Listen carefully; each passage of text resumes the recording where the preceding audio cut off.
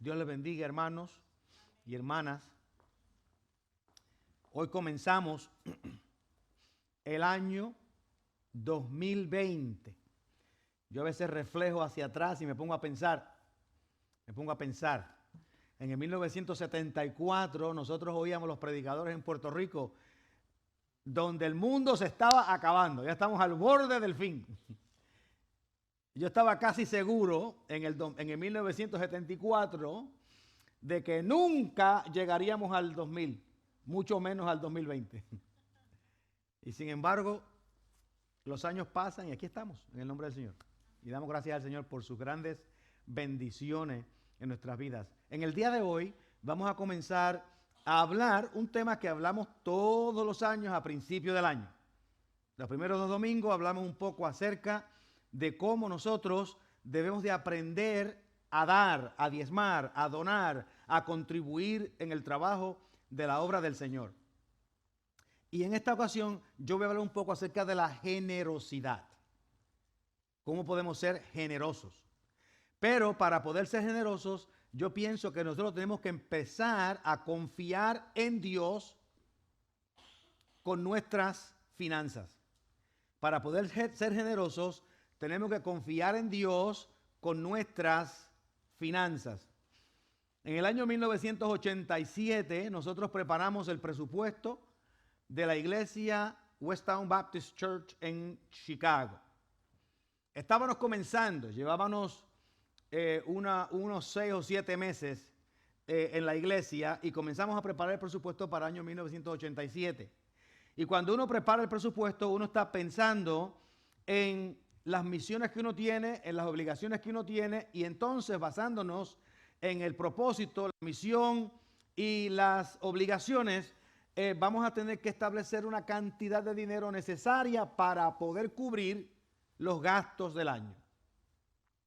En el 1987 éramos pequeños, no había grandes necesidades, pero al terminar el presupuesto nos dimos cuenta que basándonos en las proyecciones de lo que la iglesia podía contribuir, estábamos $10,000 cortos. No había forma de que pudiésemos llegar al fin de año. $10,000 nos faltaban, de alguna forma. Durante esos días, la iglesia Salem Baptist en Orland Park, al sur de Illinois, ya sabe bien dónde queda el sitio, me invitaron para predicar en esa iglesia, una iglesia de más de 1,000 personas. En aquel tiempo, considerada como una mega iglesia era raro, pero esta iglesia tenía más de 1,000 miembros y me invitaron a predicar un domingo en la noche en la iglesia. Era un día así más o menos como de enero, bien frío, había mucha nieve en el suelo, pero como me había invitado a predicar, varios hermanos de la iglesia se fueron conmigo, vamos a la iglesia de Salem a predicar. Llegamos allá y de los 1,000 miembros de la iglesia o más, habían 35 personas. Pero me invitaron a predicar, cantamos unas cuantas alabanzas y yo prediqué un mensajito corto como de 15 minutos porque estábamos lejos de Orland Park, de donde vivíamos nosotros, había mucha nieve en la carretera y no queríamos estar allá muy tarde. La cosa es que después que se acaba el servicio, esta historia yo se la he contado a ustedes algunas veces, algunos lo han escuchado. Se acaba el servicio, comenzamos a tener un momento de confraternización y el pastor de la iglesia se me acerca y me dice, antes que te vaya, conéctate conmigo porque un hermano dio una donación para Westtown Baptist. Y yo le dije, no hay problema, hablamos de eso. Entonces, pero prepárate porque es una donación sustancial. Y dije, wow, a lo mejor por la predicación que yo di de 15 minutos nos van a dar $200. Bueno, la cosa fue que al rato vuelve el pastor y se me acerca y me dice, ¿ya te preparaste mentalmente para recibir la donación? Y yo dije, bueno, estamos esperando. Y dice, porque es sustancial. Y dije, bueno, a lo mejor será $400, porque es sustancial. La cosa fue que al salir del lugar, él se me acerca, me entrega el sobre, yo lo tomo, le damos las gracias, nos vamos. Y cuando estamos en la van para caminar hacia nuestra área, decidí abrir el sobre y cuando abro el sobre había dentro una donación de una persona de la iglesia de $10,000. Exactamente el número que nosotros necesitábamos para completar el presupuesto del año 1987. En dinero de hoy, esos $10,000 serían equivalentes a $22,600. O sea que esta fue una donación sustancial. Una persona llegó a la iglesia esa noche y era la única persona que tenía que estar allí. De los 1,000 miembros de la iglesia, la persona que tenía que estar allí apareció. Y esa persona, Dios lo toca para dar esa ofrenda de $10,000. Nunca le pude saludar. Obviamente porque yo no sabía qué la ofrenda era, sino que lo tomamos el sobre, nos fuimos, pensamos que había sido alguna cosa que alguien había dado. Nunca pude conocer a la persona, nunca le pude saludar, no sabemos, pero Dios tocó a alguien en aquel momento para que esa persona pudiese contribuir para Westtown Baptist Church. Dios tiene una forma de tocar a personas generosas y llama a cristianos a que seamos generosos en cómo nosotros debemos funcionar en la vida. Pero diferentes personas tienen diferentes actitudes con relación al dinero. Por ejemplo, hubo una familia de apellido Wendell en la ciudad de New York. Y esta familia era un hermano y 5 hermanas. Y cuando sus familiares mueren, le dejaron a ellos una herencia bastante sustancial.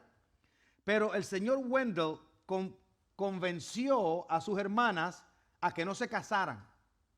Y vivían todos en una casita en la ciudad de New York. Y ellos vivieron como si fuesen unos pordioseros, unos mendigos. No comían casi nada, no vivían, no compraban nada.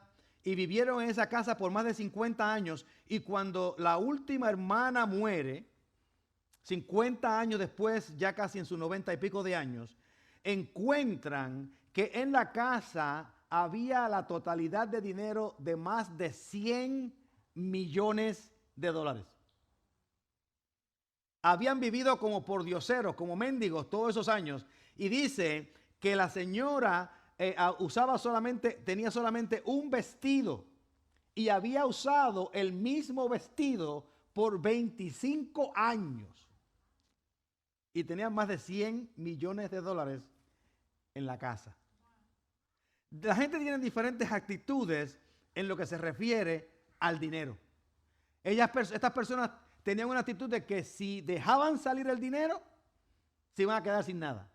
Si usaban cualquier cosa, se iban a quedar sin nada. Pero lo que la Biblia nos dice a nosotros es que nosotros debemos hacer nuestro tesoro en el cielo y que seamos ricos para con Dios. Si nosotros pudiésemos analizar la fortuna de la familia Wendell en lo que sería, digamos, equivalente en el día de hoy, sería $1.5 billones. Porque estamos hablando que ellos mueren, o la última hermana murió en el 1931. A veces la gente tiene dificultades en hacer un análisis acerca de sus finanzas o de su dinero. Y nosotros como cristianos debemos también tener una perspectiva, qué es lo que Dios quiere de nosotros, qué es lo que Dios desea de nosotros. Esta familia Wendell vivieron en la ciudad de New York, no bendijeron a nadie, no contribuyeron a nadie, no cambiaron a nadie. Ellos mismos vivieron en una forma miserable porque tenían una actitud acerca del dinero donde el dinero era su Dios personal. Nosotros los cristianos tenemos que tener una actitud que sea un poquito diferente a eso. Una de las cosas que nosotros los cristianos debemos entender es que el dinero es como si fuese un instrumento. El dinero es un instrumento, como un vehículo es un instrumento. La razón que nosotros tenemos un carro, un automóvil, es para poder ir a trabajar, para ir a vacacionar, para movernos de un lugar hacia otro, hacer nuestras compras. El propósito de tener un automóvil no es el darnos orgullo. El tener un automóvil no es para nosotros darnos prestigio, aunque unas personas pueden comprar unos automóviles que son más caros que otros, dependiendo de si ellos tienen las capacidades para comprar. Pero el propósito del automóvil es ser un instrumento para movernos. El dinero es un instrumento para proveer las necesidades, para contribuir al reino de Dios y para bendecir a cuantas personas nos sea posible. Pero cuando las personas ven el dinero como el propósito final por el cual ellos existen, han pasado de ser personas que trabajan y que buscan su dinero para llenar sus necesidades a un proceso de idolatría. Cuando el dinero se convierte en nuestro propósito final, hemos pasado a un propósito de idolatría. La persona que tiene el dinero como su propósito final de vida y no como un instrumento, va a tener dificultades a expresar su generosidad, porque no confía en Dios para su sostén, sino que confían en ellos mismos. Así que yo les diría a ustedes que antes de que nosotros pudiésemos vivir en abundancia y en generosidad, nosotros tenemos que entender algunos secretos de lo que la Biblia dice acerca del dinero. Porque nosotros quisiéramos vivir en abundancia. ¿Cuánto a usted le gustaría vivir en abundancia? Nosotros quisiéramos vivir en abundancia. Abundancia no es necesariamente tener 50,000 millones de pesos en el banco, de dólares en el banco. Abundancia es que nosotros podamos vivir, pagar todas nuestras deudas, tener nuestras necesidades, contribuir a la iglesia, ayudar a alguna persona y al final del mes todavía nos sobra dinero para comprarnos un helado. Esa es abundancia. Si nosotros aprendemos a vivir en abundancia y entendemos que Dios es nuestro proveedor, nuestra actitud acerca del dinero, acerca de nuestras vidas va a cambiar. Porque la actitud que uno tenga con el dinero va a impactar en cómo uno vive, no solamente en relación al dinero, sino en relación a todas las otras cosas. Así que yo voy a compartir con ustedes 4 cosas rapidito. Estos son a manera de introducción. 4 cosas rapiditos acerca de lo que nosotros tenemos que tener en consideración cuando hablamos del dinero en la iglesia. Una de las cosas, la primera que quiero decir es lo siguiente, que nuestra actitud con relación al dinero puede dirigirnos a cosas que son contrarias al carácter de Dios. Si no estamos pendientes, nuestra actitud con relación al dinero nos puede llevar a hacer cosas que sean contrarias al carácter de Dios.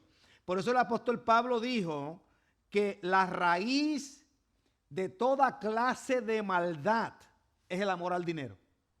El amor al dinero es la raíz de toda clase de maldad. Eso no quiere decir que todas las maldades son producto del dinero. Eso quiere decir que el dinero produce una gran cantidad de maldades. Este es uno de los versos más peor citados en el mundo. Alguna gente dice que el dinero es la raíz de todos los males. Otra gente dice que el amor al dinero es la raíz de todos los males. Otros dicen que el dinero es la raíz de toda clase de males. Pero el texto lo que dice es: el amor al dinero es la raíz de toda clase de males. No de todos los males, sino de algunos, pero muchos de ellos. El dinero es parte de ese proceso, pero no es solamente el dinero, sino que es el amor al dinero, porque el amor al dinero es avaricia y la avaricia es idolatría. Por eso es que la Biblia nos habla y nos advierte que debemos tener cuidado con el amor al dinero. Cuando una persona define su vida basándose en el dinero que posee o que desea tener, esa persona va a tener dificultades con su generosidad y va a tener dificultades en cómo le puede servir a Dios con su dinero. Así que lo que esto quiere decir es que cuando una persona tiene avaricia y ambición incontrolable, esa persona puede ser llevado a hacer toda clase de maldad. Todos los ladrones roban por 2 razones específicas. Una, porque ellos no quieren trabajar para hacer su propio dinero, y otra, porque ellos quieren tener el dinero de los demás. Esa es la razón por la cual la gente roba. Ya sea que tenga alguna necesidad física o no, la persona roba para sacar el dinero de otro porque ellos no quieren trabajar lo suficiente como para ganarse su propio sostén. La segunda cosa que les digo es lo siguiente. Cuando los cristianos nos metemos en muchas deudas, tenemos menos flexibilidad para ser generosos. Cuando los cristianos nos metemos en deuda, tenemos poca flexibilidad para ser generosos. Por eso es que la Biblia dice en Proverbios 22:7, el que toma prestado es siervo del que presta. Entonces, cuando usted tiene muchas deudas, va a encontrar que su flexibilidad se pierde. Digamos, por ejemplo, que usted se hace $1,000 al mes, $1,000 al mes, y tiene $400 mensuales en deuda. Usted está trabajando todos los meses para disfrutar solamente el 60% de su labor, porque el 40% se lo está dando a otro, porque lo recibió prestado. Y eso es sin que no estamos ni siquiera contando los intereses, porque si le añadimos los intereses, estamos inclusive perdiendo más. Yo me acuerdo en el ejército, cuando una persona llegaba a los 25 años de servicio, decía, el seguir hasta los 30 es como trabajar a tiempo completo por 25% de mi salario. Porque a los 25 años de estar en el ejército, o a los 26, que sé yo cuándo, ya la persona recibía el 75% de su salario como retiro. Entonces, si usted sigue trabajando, es como si estuviera trabajando a tiempo completo solamente por el 25% de su salario, porque ya lo otro estaba asegurado. Entonces, a veces nosotros cuando nos metemos en deuda no nos damos cuenta que estamos siendo esclavizados por otras personas. Salomón no nos estaba diciendo que una persona no debe tomar prestado, o que es pecado, o que es algo malo. Lo que él estaba diciendo es que tenemos que entender que mientras más deudas tengamos, menos libres somos para ejercitar generosidad. ¿Cuántas veces yo he oído cristianos que dicen, me hubiera gustado poder contribuir más a una causa? O me hubiera gustado poder dar mis diezmos completos. O me hubiera gustado tal o tal cosa, pero no puedo porque mis necesidades económicas me lo impiden. En muchas ocasiones, eso significa que estamos en más deuda de lo que debemos tener. Que tenemos muchas deudas. Y entonces cuando estamos en más deuda de lo que debemos de tener, vamos a tener problemas con la generosidad. La tercera cosa que les quiero decir en términos de introducción es que la generosidad es la marca o la señal de que estamos viviendo de acuerdo al carácter y propósito de Dios. Oigan esto, es bien importante. La generosidad es la marca de que estamos viviendo de acuerdo al carácter y propósito de Dios. Así que el cristiano que no tiene ni la flexibilidad, ni la capacidad, ni el deseo de ser generoso en su contribución, ya sea para con el servicio de Dios en la iglesia, el ampliar el ministerio de Dios en la iglesia, o para contribuir a una necesidad que alguien pueda tener, esa persona todavía no está alcanzando el propósito de Dios, porque Dios es generoso. Dios es un Dios generoso, Dios es un Dios que da. Dios nos da tanto que nos dio a su Hijo. Dios nos da tanto que nos da oxígeno. Dios nos da tanto que nos da agua, nos da sol. Dios nos da tanto que nos da vida. Dios nos da tanto que todo lo que existe en este mundo fue creado para nuestro beneficio. Todo eso nos lo dio Dios. Dios es un Dios generoso. Dice el Salmo 37, 21 estas palabras. El impío toma prestado y no paga. El impío toma prestado y no paga, mas el justo tiene misericordia y da. Fíjense que aquí el salmista está diciendo que el justo, en otras palabras, la persona que vive de acuerdo al carácter de Dios, tiene misericordia y da. Y hay una conexión entre la generosidad y la misericordia. Hay una conexión entre la generosidad y el dar. Hay una conexión entre la justicia y la misericordia y el dar. Entonces nosotros tenemos que, como iglesia, tenemos que aprender a medir el cómo nosotros vivimos en nuestra relación con Dios. Otra cosa, y con esto cierro estas 4 cositas que quería decir al principio, es la cuarta situación. Nuestra paz espiritual, emocional y financiera proviene de confiar en Dios. Proviene de confiar en Dios. Si usted no confía de que Dios provee sus necesidades básicas y fundamentales, si usted no confía de que Dios va a abrir puertas para que usted tenga su trabajo o sus necesidades sean llenadas, cuando usted empieza a analizar eso, se va a dar cuenta que no va a tener ni paz espiritual, ni emocional, ni financiera. Una persona que está completamente ansioso o ansiosa en relación a sus finanzas va a tener dificultades tener paz interna. Va a estar con ansiedad. Por eso fue que el Señor dijo, en algo bien importante, dice, no os afanéis por nuestra vida, ¿Qué habéis de comer o qué habéis de beber? Ni por vuestro cuerpo, ¿qué habéis de vestir? ¿No es la vida más que el alimento y el cuerpo más que el vestido? Mirad las aves del cielo que no siembran, ni ciegan, ni recogen en graneros, y vuestro Padre Celestial las alimenta. ¿No valéis vosotros mucho más que ellas?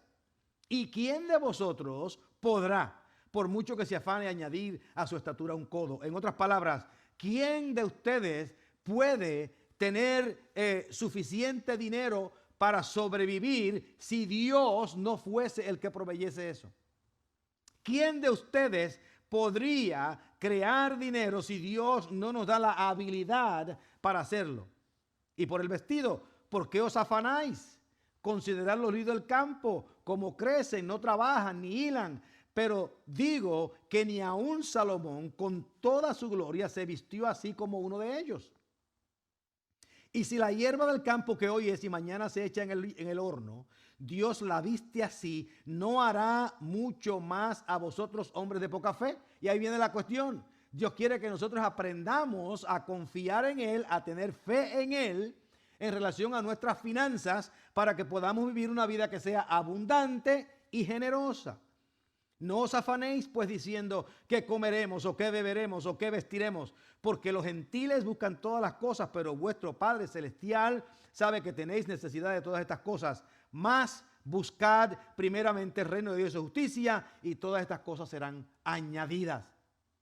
Y lo que sucede con nosotros es que en muchas ocasiones queremos buscar primero las añadiduras y después el reino. Pero la Biblia dice que debemos de buscar primero el reino y las añadiduras vendrán.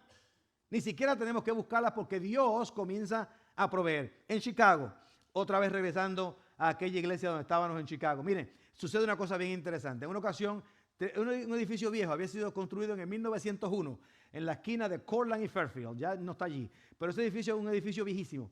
Y ya con el tiempo el techo comenzó a tener agua entrando por todos sitios y necesitábamos reemplazar el techo. Pero no teníamos el dinero para reemplazar el techo. No había forma que pudiésemos conseguir el dinero para reemplazar el techo, porque iba a costar $50,000 reemplazar el techo de aquel edificio. Y nosotros pues le dijimos al Señor, Señor, ¿sabe que necesitamos el techo? Necesitamos la iglesia, necesitamos esto aquí, tenemos una iglesia que está empezando a crecer, pero necesitamos reemplazar el techo, necesitamos que tú hagas algo, que nos busques una forma de que nosotros podamos reemplazar ese techo. Habíamos comenzado a orar y como a la semana de presentarle el caso al Señor, un hermano de la iglesia que nunca había pasado por casa después del trabajo, viene por la parte de atrás, toca en la puerta, yo le abro, lo recibo, me río y le digo, me sorprende que estés acá porque nunca te he visto pasar por la casa. Nunca he pasado por la casa. Ese día vino. Me dice, bueno, tuve que venir porque mientras estaba en el trabajo hoy, una persona me llamó y me dijo que tenía $25,000 para dárselo a la iglesia. Y me dice, ¿usted cree que nosotros podemos utilizarlo? Y yo, sí, claro que sí que podemos utilizarlo. Claro que podemos utilizarlo. Tenemos $25,000 para pagárselos a la iglesia. Entonces me dijo, lo único que él quiere es que nosotros hagamos un esfuerzo y nosotros consigamos también otros $25,000, lo que necesitamos para el techo. Yo dije, vamos a ver hasta dónde llegamos. Comenzamos con el trabajo de la iglesia, comenzamos a manejar el proceso y no sabíamos si íbamos a llegar a los $25,000 de nosotros, pero en menos de 16 meses la iglesia consigue los $25,000 y aquel hombre, al cual yo nunca conocí, nos envía un cheque de $25,000 y construimos el techo de la iglesia. Tenemos que aprender a confiar en el Señor. Tenemos que aprender a confiar de que Dios es el que nos provee todas las cosas. Y cuando nosotros no confiamos en Él, no estamos seguros de quién va a responder a nuestras necesidades y perdemos la oportunidad de ver la gracia de Dios y las bendiciones de Dios manifiesta en nosotros. Piensen de esta manera. Si usted invierte en Wall Street, usted está esperando que reciba alguna clase de dividendo. Si usted trabaja 40 horas a la semana, está esperando un cheque al final de la semana. Y si nosotros confiamos en nuestras finanzas a Dios, Él va a proveernos a nosotros con los medios, la inteligencia, la sabiduría y la gente que nos puede llevar a vivir una vida de abundancia y de generosidad. Así que cada uno de nosotros tiene que empezar a hacer ese análisis internamente. ¿Qué es lo que vamos a hacer? ¿Cómo lo vamos a hacer? ¿Cómo va a funcionar? ¿Cuál es nuestra relación con Dios en cuestión al dinero? Yo quiero decirles que la generosidad no es un problema de dinero. La generosidad es un problema del corazón. De acuerdo a Gallup Poll, dice que la mayor parte de las personas que contribuyen a las iglesias tienen unos salarios de menos de $30,000 al año. Quiere decir que el problema no es el dinero, el problema es el corazón. Las personas que hacen menos de $30,000 al año son las personas que más contribuyen a la iglesia. Así que les voy a dar 3 principios rapiditos del pasaje de hoy, que se los lleven con ustedes. Los primeros eran de introducción. Estos son 3 principios rápidos que se los lleven con ustedes. El primero es que nuestra generosidad es la llama de fuego que enciende la abundancia de las bendiciones de Dios. Cuando nosotros aprendemos a ser generosos, nosotros vamos a encender esa llama donde la abundancia de las bendiciones de Dios van a llenarnos a nosotros. Dice el apóstol Pablo estas palabras. Pero esto digo, el que siembra escasamente también segará escasamente. Fíjense que el sembrar siempre viene primero o antes del cosechar. Nadie puede cosechar algo que no ha sembrado. Entonces la Biblia nos dice a nosotros que si sembramos escasamente, también segaremos escasamente. Pero el que siembra generosamente también segará. El apóstol Pablo dice que tenemos que dar de acuerdo a como cada uno ha propuesto en su corazón. Pero cada uno de nosotros a veces decimos, yo propuse en mi corazón solamente dar el 5% o el 2% o $10 al mes o $5 al año, no importa. Usted lo propuso porque esa es la única ofrenda que yo puedo dar con alegría. Hermanos, cuando el apóstol Pablo dice que nosotros debemos dar con gozo, él no está diciendo que nosotros debemos escoger lo que vamos a dar siempre y cuando nos traiga satisfacción. Él lo que está diciendo es, tenemos que aprender a vivir en obediencia para que en obediencia tengamos gozo en nuestra relación con el Señor. Él no está diciendo que limitemos nuestra generosidad basándome en cómo yo me siento. Él está diciendo, sometámonos en obediencia al llamado de Dios y aprendamos a confiar en el Señor para vivir con gozo. Y muy diferente en cómo a veces las situaciones se interpretan en la Biblia. El segundo principio que les dejo es el siguiente. Nuestra generosidad es una consecuencia secundaria de nuestra confianza en Dios. Nuestra generosidad es una consecuencia secundaria de nuestra generosidad en Dios. Leemos el pasaje. Dice el apóstol Pablo estas palabras, como está escrito, repartió, dio a los pobres, su justicia permanece para siempre. Y el que da semilla al que siembra y pan al que come, proveerá y multiplicará vuestra sementera y aumentará los frutos de vuestra justicia, para que estéis enriquecidos en todo, para toda liberalidad, la cual produce por medio de nosotros acción de gracias a Dios. Oye lo que el apóstol Pablo dice. El apóstol Pablo está diciendo que Dios es el que produce la semilla. Dios es el que abre las ventanas de los cielos. Las ventanas de los cielos son nuestro entendimiento. Dios es el que provee la tierra, Él provee el grano, Él provee el agua. Y Él dice, seamos generosos con lo que Dios ha provisto. No vivamos agajándolo todo para nosotros, creyendo que las cosas nos pertenecen a nosotros. Dice el apóstol Pablo bien claramente que cuando nosotros somos generosos con lo que Dios nos ha dado, no con lo que nosotros producimos, sino con lo que Dios nos ha dado, entonces seremos enriquecidos a toda justicia. Esto, en otras palabras, miren hermanos, cuando nosotros comenzamos a confiar en Dios en nuestras acciones y comenzamos a darle a Dios el honor y la honra que Él se merece cuando nosotros somos generosos en las contribuciones, Dios no solamente va a aumentar nuestra justicia, sino que otras personas van a vivir en acción de gracia para con Dios. Eso es lo que es el principio bíblico. No, yo sé que hay muchas personas Y pueden decir, pero es que se hace difícil.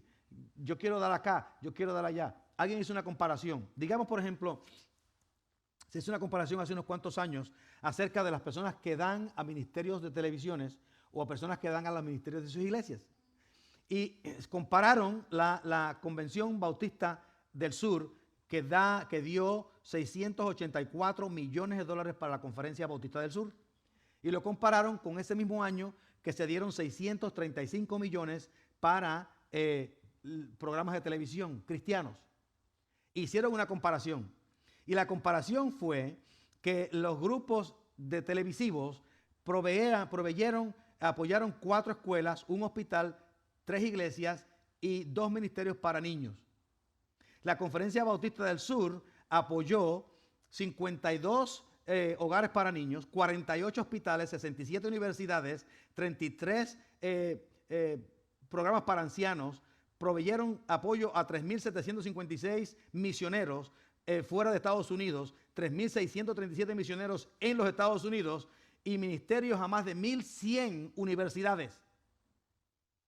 Entonces, no es que una persona no le pueda dar a ministerios de televisión, es que si usted quiere tener un retorno a su inversión en el reino de Dios que sea más grande, donde primero debe de dar es en su iglesia. Es donde más Dios beneficia no solamente la iglesia local, sino al ministerio del evangelio. Por eso es que cada uno de nosotros tiene que empezar a hacer este tipo de análisis. Una cosa que le digo, para terminar. Nuestra generosidad glorifica a Dios. Nuestra generosidad glorifica a Dios. Dice el texto 13, pues por la experiencia de esta administración glorifican a Dios. En otras palabras, cuando las personas ven a los cristianos ser generosos en sus acciones con la iglesia y quizás en bendición de personas en sus comunidades, otras personas van a glorificar a Dios por nuestra acción, porque nosotros actuamos obedeciendo al evangelio. Y nuestra liberalidad de dar y de bendecir a otros será una contribución de bendición para otras personas y tendrá un beneficio no solamente para ellos, sino para nosotros, porque estamos sembrando en el reino de Dios. Así que cada uno de nosotros debemos entender que si la gloria de Dios es parte de nuestro plan y propósito de vida, tenemos entonces que aprender a ser más generosos en contribución para la iglesia y para el mundo. Porque el texto dice claramente, el que siembra escasamente segará. Cierro con una historia. Una mamá se llevó a su hija a la iglesia y le dio $1.25. Y le dijo a la niña, cuando tú vayas a la iglesia, yo quiero que tú des una ofrenda. Puedes dar $1 o puedes dar los 25 centavos. Pero da con el que te sientas más con gozo, con alegría. Pues la nena fue a la iglesia y cuando llegó el tiempo de la ofrenda, viene el plato de la ofrenda, la nena pensó el $1, los 25 centavos y puso los 25 centavos. Cuando llegó a la casa, la mamá le pregunta que si qué había decidido. Y ella dice, yo estaba pensando dar el $1 porque dar el $1 contribuía más para el reino de Dios. Pero el dar el $1 me iba a hacer a mí sentir más triste. Por lo tanto, yo di los 25 centavos. ¿Entiende la idea? ¿Entienden la idea? Si estamos dando para nosotros sentirnos alegres, vamos a retener nuestra generosidad. Pero si estamos dando para que Dios sea glorificado, entonces no solamente vamos a ser más generosos, sino que Dios nos va a bendecir en más abundancia. Oramos. Te damos gracias, Señor, por esta bendición. Bendice a cada uno de nosotros en este día y continúa, Señor, abriendo nuestras mentes, nuestros corazones para confiar en ti y que podamos, Señor, dar en abundancia. En el nombre de Jesús. Amén.